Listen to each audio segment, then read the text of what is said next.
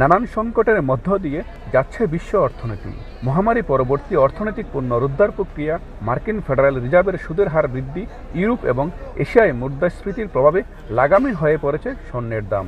বিশ্বের অন্যান্য দেশের মতো কুয়েতেও রেকর্ড পরিমাণ বেড়েছে সোনার মূল্য। গত এক মাসের ব্যবধানেই গ্রাম প্রতি বেড়েছে 3 দিনার, আর ভরিতে বাংলাদেশি মুদ্রায় 13 থেকে 14,000 টাকার বেশি।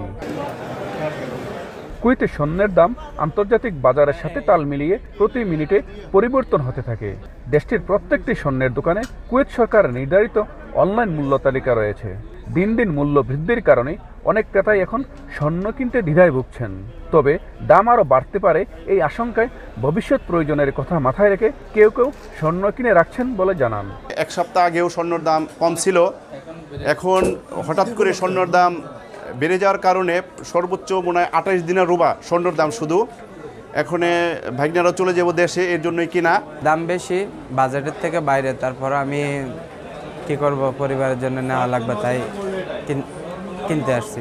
তবে স্বর্ণের দাম বাড়ার সঙ্গে সঙ্গে বেচাকেনাও বেড়েছে বলে জানান ব্যবসায়ীরা।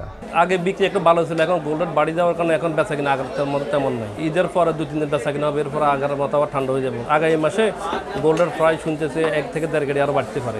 গত মাসও ছিল, এখন থেকে প্রায় 3 দিনের কম। 3 দিনের কম হলে প্রতি ভরিতে প্রায় 13-14 হাজার টাকা বেড়ে গেছে এই 2-1 মাসের মধ্যে। কুয়েতে স্বর্ণ বিক্রি হয় গ্রাম হিসেবে। আরবরা 21 ক্যারেট অথবা 18 ক্যারেট স্বর্ণের অলংকার ব্যবহার করতে স্বাচ্ছন্দ্য বোধ করেন, আর প্রবাসী বাংলাদেশিদের পছন্দের শীর্ষে 22 ক্যারেটের সোনা। মঈন সুমন, সময় সংবাদ, কুয়েত।